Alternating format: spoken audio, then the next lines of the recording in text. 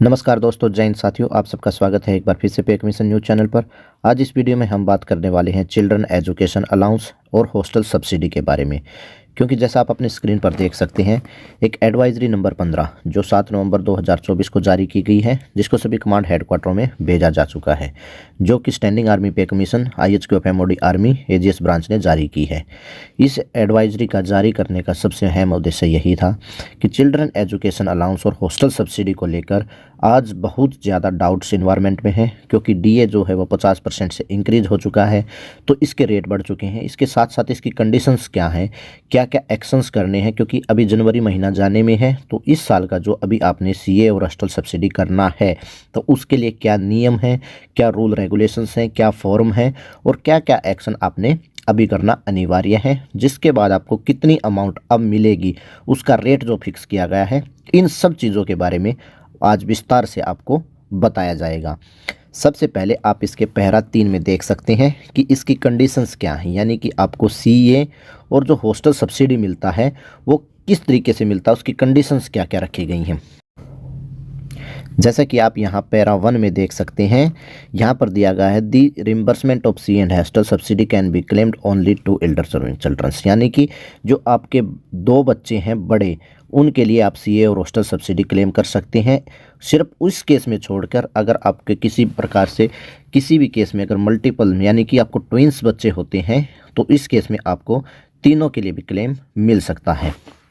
इसके बाद बात करते हैं, अगर इन केस आपने कोई ऑपरेशंस करवाया, वो ऑपरेशंस आपका फेल हो जाता है, फेल होने के बाद भी आपको हॉस्टल और सब्सिडी जो हॉस्टल सब्सिडी है वो आपको लागू होगी। वो भी आपको जो बच्चा जो पैदा होता है, अगर आपको ऑपरेशन जो था डॉक्टर का जो किया वो फेल हो जाता है, तो उसमें आपको बच्चा होने के बाद भी आपको इस केस में CA दिया जाएगा।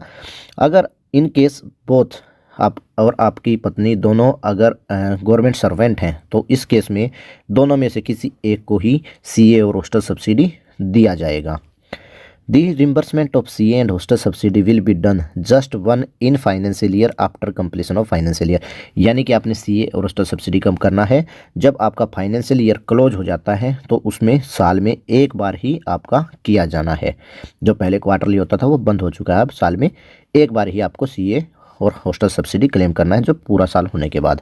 अब हॉस्टल सब्सिडी की यहाँ पर कंडीशन दी गई है, जो आपको दिया जाएगा जहाँ आपका बच्चा रेजिडेंस जो है आपकी उससे 50 किलोमीटर दूर, अगर आपका बच्चा हॉस्टल में रहता है वहाँ पढ़ता है, तो 50 किलोमीटर दूर होने पर आपको हॉस्टल सब्सिडी दिया जाएगा। आगे यहाँ पर बताया है, even if the children fail in two particular classes the reimbursement of the CA and hostel subsidy can be not stop, यानी कि अगर आपका बच्चा पहले क्या होता था, फेल होने पर CA और या हॉस्टल सब्सिडी नहीं दिया जाता था। अब अगर आपका बच्चा उस क्लास में फेल हो जाता है, स्कूल उसको मान लो रीक्लास कर देता है, तो इस केस में आपको CA दिया जाएगा। लेकिन यहाँ पर एक कंडीशन है, अगर आप स्कूल चेंज करते हैं और आप दूसरे स्कूल में या बीच में सेशन छोड़ के दूसरे स्कूल में जाते हैं और वो स्कूल फिर से उसी क्लास में बच्चे को लेता है, अगर 3rd क्लास में आपने स्कूल छोड़ा और दूसरा स्कूल भी बच्चे को 3rd क्लास में लेता है, तो इस केस में आपको हॉस्टल और CA सब्सिडी जो है वो CA नहीं दिया जाएगा। इसके बाद यहाँ पर एज बताई गई है, age limit will be 20 year और till the time of passing 12th year, यानी कि आपके बच्चे की एज 20 साल या फिर जब तक 12th पास जो भी पहले होती हैं वहीं तक आपको इसमें CA और हॉस्टल सब्सिडी अप्लीकेबल है। जबकि यहाँ पर मिनिमम एज क्राइटेरिया कुछ नहीं है, यानी कि आप बच्चे को कितनी भी एज में स्टार्ट CA कर सकते हैं। इसके बाद बात करते हैं, CA and hostel subsidy shall be applicable for children from class nursery to 12th including classes 11th and 12th held by the junior college. और ये यानी कि यहाँ पर बताया है कि आपको ये जो CA एंड हॉस्टल सब्सिडी है ये क्लास नर्सरी से लेकर 12th तक लागू है। इसमें अगर आपका बच्चा इनकेस 11th और 12th नहीं करता है, वो आपके कॉलेज या स्कूल की तरफ चला जाता है जो बोर्ड ऑफ एजुकेशन यूनिवर्सिटी है, तो वहाँ पर भी आपको 2 साल का CA हॉस्टल सब्सिडी दिया जाएगा। इन केस अगर बच्चा आपका जो स्टडी कर रहा है वो कॉरस्पॉन्डेंस से कर रहा है या डिस्टेंस से कर रहा है, दोनों ही कंडीशनों में आपको CA और हॉस्टल सब्सिडी एप्लीकेबल है। CA and hostel subsidy will be granted for a total 15 year including the 3 classes before class 1, यानी कि आपको जो यहाँ पर बताया है कि CA एंड हॉस्टल सब्सिडी है जो 15 साल तक दिया जाता है।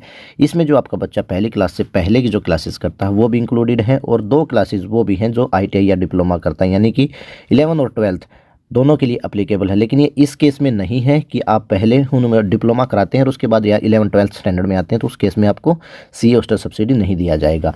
टोटल आपको 15 ईयर तक ये दिया जाएगा, यहाँ पर बिल्कुल क्लियर, और 12th क्लास तक का। इसके बाद यहाँ पर बताया कि जो अभी आपने नई स्कीम आई थी, जो NEP था, न्यू एजुकेशन पॉलिसी, उस पॉलिसी के तहत अगर बच्चा आपका रिपीट करता है क्लास, तो उसमें आपको जो क्लास है उसका पूरा का पूरा आपको सीए या हॉस्टल सब्सिडी जो है वो दिया जाएगा। इसके बाद यहाँ बताया है in respect of school education at the nursery, primary और middle class level not affected by the education. हाँ, यहाँ पर इसमें क्लियर किया है कि जो अब आपका बच्चा है वो नर्सरी, प्राइमरी या मिडिल लेवल्स में जो आप पढ़ाते हैं, वो अगर बोर्ड ऑफ एजुकेशन या फिर किसी मतलब कि अलाउ जो अपना स्कूल या गवर्नमेंट अप्रूव्ड नहीं है, उस केस में भी आपके प्राइमरी और नर्सरी, प्राइमरी और मेडिकल क्लास के लिए जो अलाउंस है आपका सीए और हॉस्टल सब्सिडी, यहाँ पर तो हॉस्टल सब्सिडी तो अप्लीकेबल है ही नहीं, तो उसके लिए यहाँ पर सीए अप्लीकेबल है, तो उसको यहाँ पर सीए दिया जाएगा। इसके बाद यहाँ पर बताया है इन केस अगर आपका नेपाल डोमिसाइल वाले बच्चे हैं, यानी कि आपका बच्चा नेपाल डोमिसाइल में है, वहाँ पर अगर वो पढ़ रहा है, उसका आपने क्लेम करना है, तो उसके लिए आपको इंडियन एमएससी से एक सर्टिफिकेट लेना होगा कि जहाँ आपका बच्चा पढ़ रहा है वो इंस्टीट्यूट क्या है, वो एक रिकॉग्नाइज्ड यूनिवर्सिटी या स्कूल है, तो उसके लिए सर्टिफिकेट लेना होगा इंडियन एमएससी से। इसके बाद आप इसको क्लेम कर सकते हैं। अब हम बात करते हैं कि जब डीए 50% हुआ तो हॉस्टल सब्सिडी 25% इंक्रीज़ हुआ। 25% इंक्रीज़ होने के बाद अब आपको हॉस्टल सब्सिडी और सीए क्या मिलने वाला है, तो यहाँ पर बात करते हैं the amount for the reimbursement of the CA will be, यहाँ पर आप देख सकते हैं 2812.50 पर मंथ एक बच्चे का यहाँ पर बताया गया है कि अब आपको सीए 2812.50 रुपये दिया जाएगा, यानी कि आप इसको इंटू 12 करते हैं तो ये हुआ 33,750 रुपये। यानी कि अब आपको जो सीए क्लेम करना है एक बच्चे का साल पर आपको 33,750 रुपये का क्लेम करना है, या इससे अगर आपका कम खर्च हुआ है तो उसको क्लेम करना है। यानी कि अगर आपके 32,000 रुपये खर्च हैं तो आपको 32,000 रुपये क्लेम करना है, अगर आपके 36,000 रुपये खर्च है तो आपको 33,000 रुपये ही सरकार के द्वारा 33,750 रुपये ही गवर्नमेंट इसको पास करेगी। अगर इसके बाद हम बात कर लेते हैं हॉस्टल सब्सिडी की, तो हॉस्टल सब्सिडी की अमाउंट यहाँ पर इंक्रीज़ हो गई है, जो कि आप यहाँ देख सकते हैं, इसमें बढ़ाकर जो अमाउंट है वो 8,437.50 रुपीज़ यहाँ पर फिक्स कर दी गई है। यानी कि यहाँ पर साल में अब आपको सालाना आपको 1,01,250 रुपये दिए जाएंगे। यानी कि साल में अब आप 1 लाख रुपए के आसपास ये अमाउंट जो है इसको क्लेम कर सकते हो। अब इसमें सबसे बड़ी बात क्या है, जो इम्पोर्टेंट चीज़ है, जो अभी तक बहुत सारे जवानों को पता नहीं है, जो हॉस्टल सब्सिडी क्लेम कर लेते हैं लेकिन वहाँ पर सीए छोड़ देते हैं। अगर इन केस आपका बच्चा हॉस्टल सब्सिडी ले रहे हैं, हॉस्टल में पढ़ता है, तो आप दोनों अमाउंटों को एक साथ क्लेम कर सकते हैं। ये यहाँ पर बिल्कुल क्लियर कर दिया गया है। यानी कि आप 33,750 रुपीज़ और आपके 1,01,250 रुपीज़, इन दोनों को एक साथ क्लेम कर सकते हैं। यानी कि अब आपको ये एक बहुत बड़ा बेनिफिट सरकार के द्वारा दिया गया है। तो अगर आपके बच्चे हॉस्टल सब्सिडी में हैं तो इन दोनों को एक साथ ज़रूर क्लेम करें। इसके बाद इसे क्लेम कैसे करना है, इसका यहाँ पर तरीका बताया गया है। सबसे पहले इसमें यहाँ पर आपने पार्ट 2 ऑर्डर पब्लिश करना होगा, जो कि साल का फाइनेंशियल ईयर अगर क्लोज होता है उसके बाद ही आपने पार्ट 2 ऑर्डर करना है। इसके लिए आपको एक सर्टिफिकेट लाना होगा कि इस पीरियड में आपका बच्चा यहाँ स्कूल में पढ़ रहा था, वहाँ पर प्रिंसिपल से साइन करवा कर एक सर्टिफिकेट लाना होगा। अगर आपके पास वो सर्टिफिकेट नहीं है तो आपने सेल्फ अटेस्टेड कॉपी, जो रिपोर्ट कार्ड है वो या रिसिप्ट्स जो बिलों की हैं, तो उन पर आपने साइन करना है। वो सपोर्टिंग डॉक्यूमेंट के तौर पर वहाँ पर आपने देने हैं। यहाँ पर वेरीफाई करना है कि आपने फ़ीस जो 12 महीने की दी है उसको सेल्फ अटेस्टेड कर देना है। इसके बाद हॉस्टल सब्सिडी के लिए भी यहाँ पर एक फॉर्मेट है जो मैं आपको आगे दिखाऊंगा। उसको आपने जहाँ पर आपने जो एक्सपेंडिचर खर्चा दिया है, जहाँ पर बच्चा आपका रहा है, वहाँ से वो सर्टिफिकेट साइन करवाना है। अगर वो नहीं मिलता है तो आप ये जो चीज़ें, जो सेल्फ रिपोर्ट कार्ड है, रिसिप्ट्स हैं, उनको साइन करके दे सकते हैं। उसके बाद आपका हॉस्टल सब्सिडी और सीए दोनों तरीके से क्लेम हो जाएगा। इसके बाद अब बात करते हैं जो दिव्यांग चिल्ड्रंस हैं, उनके लिए भी यहाँ पर रेट बढ़ा दिए गए हैं। जो रेट थे सीए के, उससे डबल रेट उनके लिए पहले से एप्लीकेबल है। उनकी अब जो सीलिंग बनाई गई है वो 5,625 रुपये पर मंथ यहाँ पर फिक्स किया गया है, यानी कि उन्हें हर महीने 5,625 रुपये दिए जाएंगे। लेकिन यहाँ पर दिव्यांग बच्चों की जो एज है वो 22 साल तक है, यानी कि आप 22 साल तक दिव्यांग बच्चों का जो पढ़ा सकते हैं उसका आप क्लेम कर सकते हैं। इसके साथ साथ अगर आपके जो स्टेट गवर्नमेंट यूटी एडमिशन्स में वहाँ पर जाते हैं तो उसके लिए भी आप सीए और हॉस्टल सब्सिडी को क्लेम कर सकते हैं। अगर इन केस डेथ हो जाती है तो उस दौरान आप किस प्रकार आपने क्लेम करना है उसका प्रोसीजर यहाँ पर बताया गया। When individual dial while in service, अगर कोई सर्विस के दौरान किसी जवान की डेथ हो जाती है तो उसमें सीए और हॉस्टल सब्सिडी अप्लीकेबल रहेगा। अब वो जैसे हस्बैंड वाइफ जो भी हैं उनके लिए वो अप्लीकेबल रहेगा। वो वहाँ से आप उन चीज़ों को क्लेम कर सकते हैं जहाँ पर आप सर्विंग कर रहे थे, वहाँ से आप हॉस्टल सब्सिडी क्लेम कर सकते हैं। ये जो C and hostel subsidy shall be payable to the children till the such time of the employ would have actually received the same, यानी कि यहाँ पर उनके लिए कोई कंडीशंस नहीं है, बदली गई हैं। यहाँ पर भी उनको वैसे ही मिलेगा जैसे दूसरे टर्म एंड कंडीशंस औरों के लिए हैं, यहाँ पर भी उनके लिए same term and conditions applicable हैं। The payment shall be made by the office which the government servant was working to period to the that, जैसे कि मैं आपको पहले बता चुका हूँ, ये क्लेम करना आपको वहीं से है जहाँ पर वो जॉब करते थे, यानी कि एक्चुअल जहाँ लास्ट में थे वहीं से आप क्लेम करना है। इसके साथ साथ आप अगर करना चाहें तो जिला सैनिक बोर्ड के थ्रू भी आप इसे क्लेम कर सकते हैं। इसके बाद बात करते हैं, अगर कोई जवान रिटायरमेंट जाता है, डिस्चार्ज होता है, डिसमिस होता है या रिमूव फ्रॉम सर्विस होता है तो उसमें भी आपको सीए अप्लीकेबल है। वो आपको कब तक है, एकेडमिक ईयर जब आपका है वो जब तक है उसमें आपको पूरा का पूरा सीए और हॉस्टल सब्सिडी आपको दिया जाएगा। यानी कि कोई जवान जैसे कि दिसंबर में रिटायर्ड होते हैं तो उन्हें एकेडमिक ईयर मार्च 2025 तक का पूरा सीए और हॉस्टल सब्सिडी दिया जाएगा। इसके बाद देने के लिए यहाँ पर जो फॉर्मेट्स हैं वो अपेंडिक्स ए और बी में लगाए गए हैं, जो मैं आपको आगे दिखा दूंगा कि आपके क्या फॉर्मेट्स हैं जो फिलअप आपने करने हैं। इसके साथ साथ यहाँ पर कुछ FAQs हैं, यानी कि फ्रीक्वेंटली आस्क्ड क्वेश्चंस हैं, जो लोगों को डाउट्स रहते हैं। यहाँ पर डाउट्स को बड़े आसानी से क्लियर किया गया है।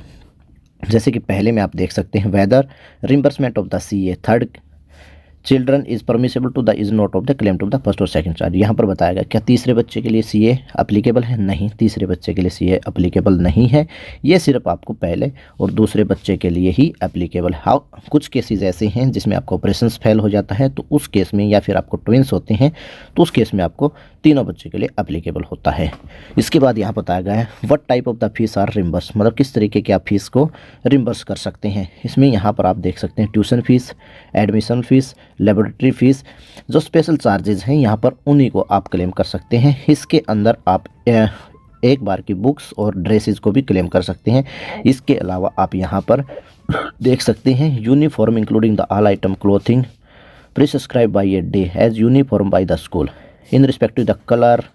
आप यहाँ देख सकते हैं summer PT uniform reimburse by the school, bag, pen, pencil, water bottle. ये आपको इसमें अभी हटा दिए गए हैं। पहले एक समय था जब आप इन चीज़ों को क्लेम कर सकते थे, लेकिन अब स्कूल बैग से आपका पेन, पेंसिल, वाटर बॉटल्स आप इनको क्लेम नहीं कर सकते हैं। तो बिल्स में ध्यान देने लायक है कि आप इन चीज़ों को मेंशन ना करवाएं। वहाँ पर आप अपना लेबोरेटरी, ट्यूशन फीस या फिर जो चार्जेज हैं स्कूल के जो यहाँ पर दिए गए हैं, आप इन्हीं चीज़ों को अपने बिल में इंक्लूड करवाएँ। इसके बाद यहाँ पर बताया गया है कि whether CA has been increase 25% as result enhance of the dearness allowance. यहाँ जब बताया कि जब DA 50% को क्रॉस करता है तो क्या 25% जो DA है अपना सीए या हॉस्टल सब्सिडी इंक्रीज हो जाएगा? हाँ, यहाँ पर जब भी बताया गया है कि आप DA 50% को क्रॉस करेगा तो 25% अपने आप ऑटोमेटिकली सीए और हॉस्टल सब्सिडी इंक्रीज होते चले जाएंगे, जो अभी ऑलरेडी हो चुके हैं। Whether CA can be claimed for the children in the same twins class, यानी कि बच्चा अगर उसी क्लास में 2 बार, यानी बताया whether CA can be claimed for the child for the same classes twins, यानी कि 2 बच्चे अगर एक ही क्लास में होते हैं तो क्या वो क्लेम कर सकते हैं सीए? तो हाँ, आप इसको सीए को आसानी से क्लेम कर सकते हैं क्योंकि ये परफॉर्मेंस बेस्ड नहीं है। ये सीए आपका जो है वो इसकी कंडीशंस अलग हैं, ये परफॉर्मेंस बेस्ड पे नहीं है। जो ऊपर मैंने आपको कंडीशंस बताई उन्हीं कंडीशंस पे आप सीए को क्लेम कर सकते हो, लेकिन शर्त यही है कि आपने क्लास 2 बार अगर स्कूल आपको फेल कर देता है तो आप एक क्लास में 2 बार होने के कारण ट्विंस क्लास का ले सकते हैं। लेकिन आप स्कूल छोड़कर दूसरे स्कूल में जाते हैं और वो सेम क्लास में लेता है तो इस केस में आपको एक ट्विंस क्लासेस में ट्विंस नहीं मिलेगा, 2 बार आपको नहीं मिलेगा एक क्लास का। आगे बात करते हैं whether CA hostel subsidy is allowed for initial 2 year of diplomas. यहाँ पर सीए हॉस्टल सब्सिडी अलाउड है आपको 2 साल के लिए डिप्लोमा के, अगर आप करते हैं कोर्स करते हैं पॉलिटिकल में जाते हैं, आईटीआई करते हैं या इंजीनियरिंग कॉलेज में जाते हैं, तो इस केस में आपको 2 साल का सीए या हॉस्टल सब्सिडी दिया जाएगा। लेकिन वहाँ पर आपको 12th और 11 और 12th का सीए या हॉस्टल सब्सिडी तो इन केस में नहीं मिलेगा। What is the hostel subsidy? Hostel subsidies का मैं जैसे आपको पहले बता चुका हूँ, हॉस्टल आपके घर से 50 किलोमीटर दूर होना चाहिए तभी आपको हॉस्टल सब्सिडी लागू है। सेम कंडीशंस यहाँ पर भी वही हैं, आप इनको आसानी से पढ़ सकते हैं, इनमें ऐसा कुछ है नहीं। जो आपके डाउट्स हैं वो यहाँ पर पूरे यहाँ पर क्लियर कर दिए गए हैं इनमें। अब इसके बाद हम बात करते हैं चिल्ड्रन एजुकेशन अलाउंस के लिए जो फॉर्मेट फिक्स किया गया है उसके बारे में। ये अपेंडिक्स बी है जो कि सीए के लिए कंपलसरी है। इस फॉर्म को आप प्रिंट आउट निकाल कर ज़रूर भरें। यहाँ पर अपने बच्चे का नाम, डेट ऑफ बर्थ, स्कूल का नाम, प्लेस और उसके बाद यहाँ पर इन चीज़ों को फिलअप कर देना है। इसके बाद इस सर्टिफिकेट पर ज़रूर ध्यान दें, इन चीज़ों में अगर हैं तो आप इस सर्टिफिकेट को ना भरें, अदरवाइज़ आप इन चीज़ों को भर के अपने यहाँ सिग्नेचर करें, नाम नंबर पूरा अच्छे तरीके से लिखें और प्लेस ऑफ पोस्टिंग डेट यहाँ पर भर दें। हॉस्टल सब्सिडीज़ वालों के लिए यहाँ पर अलग से फॉर्म है, आप इस फॉर्म को यहाँ पर फिलअप करें, साइन करें। इसके साथ साथ आप यहाँ देख सकते हैं कि ये जो फॉर्म है ये आपको स्कूल की तरफ से लेके आना है। इसमें डिटेल्स आपने फिलअप करें, डेट ऑफ बर्थ वगैरह सब कुछ अच्छे तरीके से फिलअप करके यहाँ पर आप सिग्नेचर्स करवाएं प्रिंसिपल से। इसके साथ साथ एक सेल्फ सर्टिफिकेट है, इस सर्टिफिकेट को भर कर आप पार्ट ऑर्डर के साथ ज़रूर इंक्लोज करें। इस प्रकार ये सभी कंडीशंस हैं, इनको फिलअप करने के बाद आप क्लेम करें तो आपका सीए आपको जल्द से जल्द मिल जाएगा। आशा करूँगा ये वीडियो आपको पसंद आई होगी। वीडियो को ज़्यादा से ज़्यादा शेयर करें ताकि सब ये जो पॉलिसीज़ हैं इसके बारे में जान सकें और आने वाला जो आपका सीए है उसे टाइमली ले सकें। आशा करता हूँ वीडियो पसंद आई होगी। तो जय हिंद, जय भारत।